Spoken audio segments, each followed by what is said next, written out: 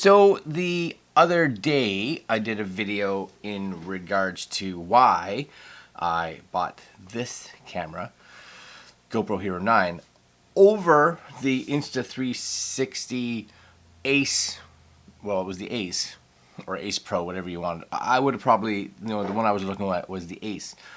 And the big reason for me, probably the only reason, is for one, this was like less than half the price of the Ace, and it had a wider field of view. It wasn't a crazy amount wider, but it definitely was wider, and for my needs, that's probably the most important thing that I was looking at. Now, what I ended up doing was perusing online to see when or where the GoPro got wider, so even wider. And I believe it's in the GoPro Hero 11 that they introduced something called Hyperview. And basically, I think if you look at the standard like wide, it's considered like a 16 mil, and then if you go to the Superview, I think they call it, then it's like a little bit wider, so maybe a 15 or a 14. And then if you go to Hyperview, it goes to like a 12. And I was like, even though I'm probably okay with this, I'm probably fine.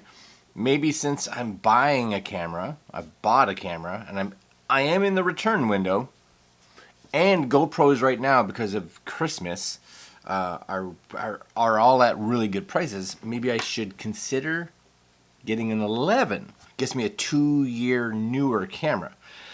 So I figured before I contemplate that, so just first off, just realize that I'm not 100% sure if I'm keeping this. I'm going to go take this out today, just out in the backyard, because I can't go moto vlogging with it because, of course, it's middle winter. So that's an issue for sure. But I can get an idea of the width. I can get an idea of the stabilization. I can get an idea. I've played with some of the settings just to see what the image quality. Because in the video that I shot 2 days ago, I shot it right out of the box. No changes. The only thing I changed it was I put it in Superview. So let's take a look at first for you guys that maybe are considering the 9. Let's show you what you get, and I'm going to show you what settings I've set it to, and then we'll go out and just do a quick test. So this is the I do like the fact that you get a little case. That's actually kind of nice. I do like the fact that you get this inside it. It doesn't come with a lot, and I'm used to getting a lot of, the Amazon/Chinese GoPro clones that are out there, action cams, and they come with like a bajillion accessories. So when I opened this up, I was like, wait, where's all the stuff? So you get a USB-A to USB-C cable. You get like your standard like chin mount. You get your screw, and you get the actual chin mount sticky part. That's it. That's all. That's all you get. So not a ton. Oh, and of course you get the camera. Now you don't get this handle. I had this handle because I knew we were going to take it out to kind of go vlogging with it. I figured I'd attach it so that I have something to play with. You do get some other subscribe to GoPro stuff, etc., etc. But I do like the case. I have to say I do like the case. It's like a hard case, ish, right? So that's super cool. This is the GoPro 9, and you'll kind of know when you get into the 10, 11, 12 because the GoPro wording here, this GoPro wording, is blue. Yeah, blue. So that's what happens. You get a cool blue color. Anyways, if I take this, maybe, can I bend this forward, down enough so you guys can see it? Yes, sir. I'm going to put that right there. Anyways, let's zoom this in a little bit. I think I can zoom this in. Possibly I can zoom this in. Ooh, slow zoom. Here we go. Slow zoom.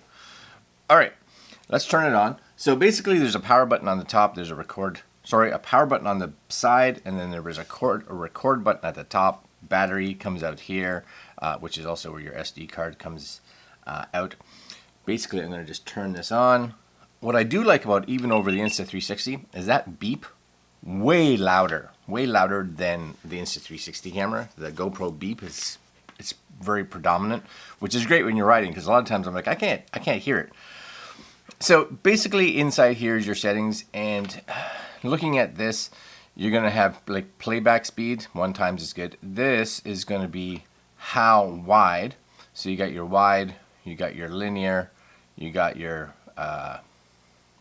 Now you will have a super view depending on what you have set here. So if I come in here, for instance, and edit this, you actually see you can set, for instance, 4K 24, which is what I want. Now you can also go up top here, and this is important for me because you can actually set if you want it to record in 4:3, or you can turn that off.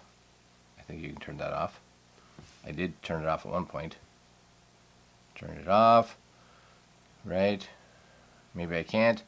Anyways, 4:3, because you do have a just so there they are.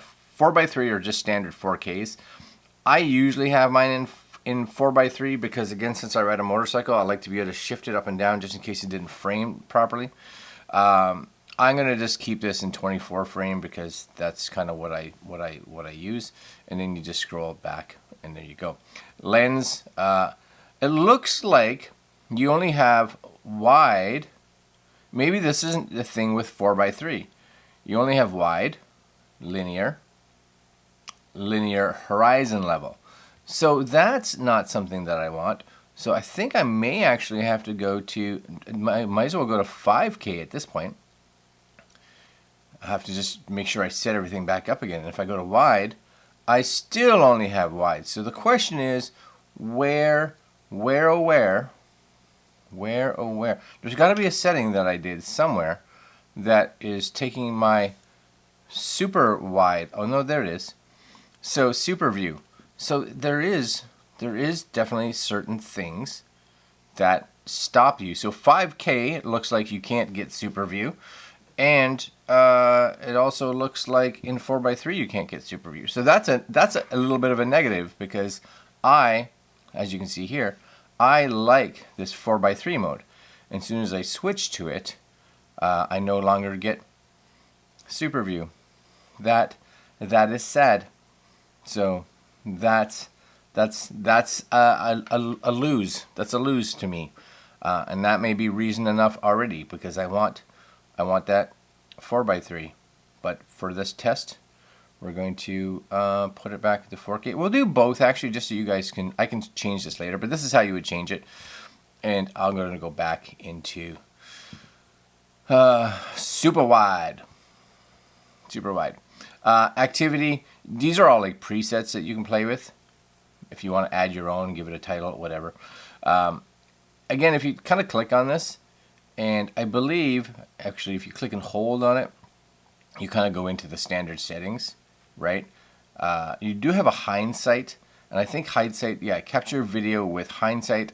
Your video will start when the shutter button is. I think what happens is, 15 seconds or 30 seconds. It'll actually like pre-record and buffer it. So if you hit a button, if you say 15 seconds, it records the previous 15 seconds. It's actually kind of a neat feature, not one that I personally would necessarily use, but I get the importance of it.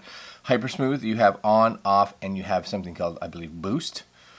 So you have this boost version, but it also crops in, which I don't want. So I have it set normal. Oops. I keep going back too far. And then the big thing that I wasn't even aware of, I was like, oh, you can scroll down, right? So then you have your Pro Tune. So I have my bitrate set to high, so it's set as high as it can go because I want to see the quality. Shutter I have set to auto. You can set it to, like, if you're shooting 24, you can set it to 48.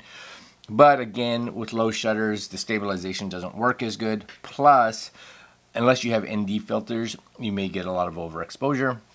EV compensation, I'm actually someone that sometimes you'll see it darken a bit. I don't mind actually having it down a little bit because I like to make sure that I get highlights. So I'll actually compensate it this way. It does say it can affect low light, if I think of them that way. And if I go the other way, it doesn't have an effect. But I believe it's, see, the screen's a little, it's not quite like I'm just like, come on, be nice with me. 0.5, let's do 0.5, I think that's fine. ISO minimums, ISO maximums, white balance, shutter, compensation, bitrate. And there's more. Sharpness, normally it's set to high. I have mine set to low because I can always add sharpness if I want to. Color I have to flat, so there's flat, and then there's a GoPro color. I set mine now to flat because, again, it gives me a little bit more ability to play with it if I want to. Raw audio, so if you want it, I have it off because it seems from the description that the more you turn on it's more kind of doing some like post-processing to the audio. I'll do that in post if I want to, and Wind has auto. So, and there's your media mod. If you are going to be using a media mod, then this will enable once that's connected. Anyways, that's it. Just by going through some of the settings, there is some things that I'm hoping that the 11 will give me that the 9 doesn't. Number one is that I can shoot in 4x3 and shoot in one of the crazy wide modes. If not, then maybe the max mod will be something that I enjoy using to help get it, because I believe Telesin may be sending me a max mod to try out. But I know they have something called Hyperview, so I'm hoping that Hyperview just gives me even more so that I can set it up, and it's so wide that 4x3 isn't even that important, because it's just, I can just kind of make sure it's positioned and off I go. Anyways, let's go outside. We'll do just the standard width, and then what we'll do is we'll try it again with the super wide, I guess that's called, and I'll figure out if it's good enough.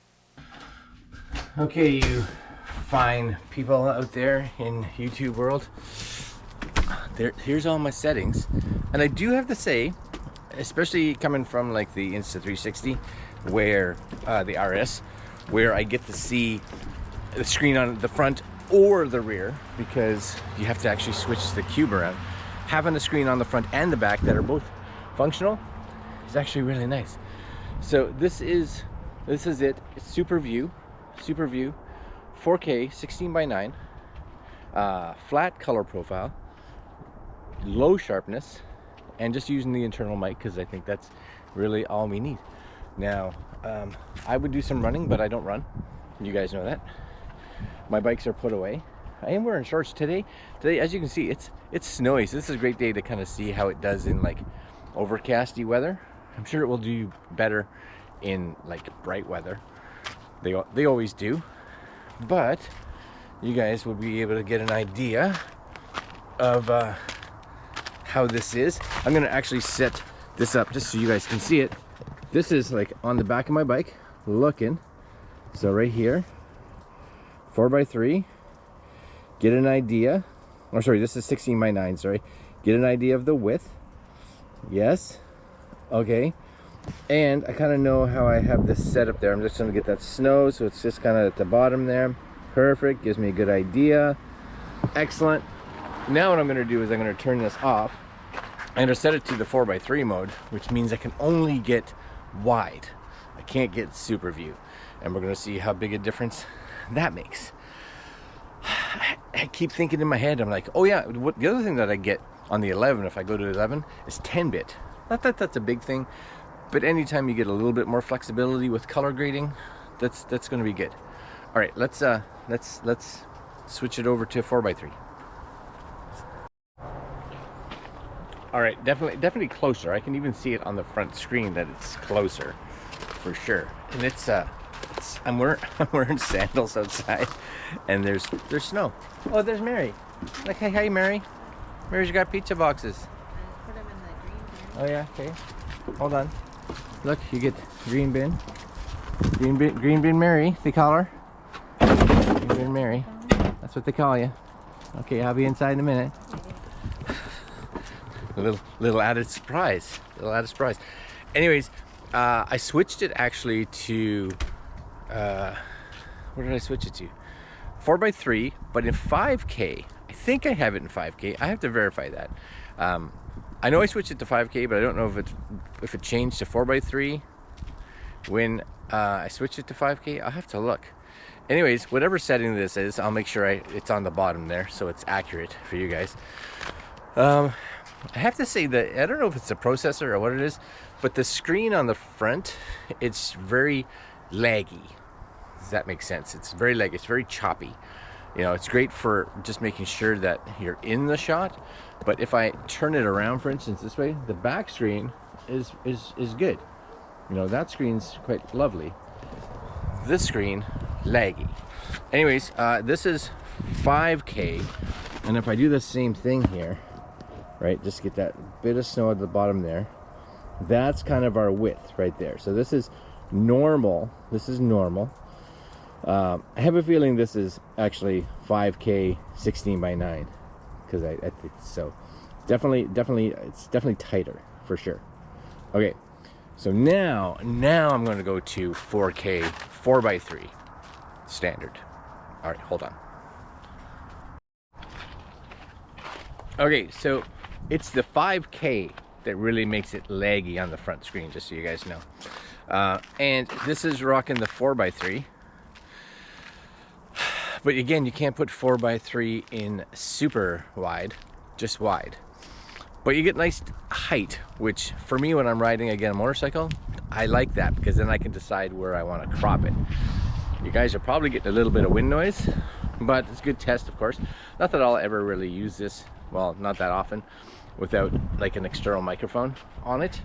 But yeah, see, I could totally screw up, I guess, my composition a little bit, and fix that in post, which is great.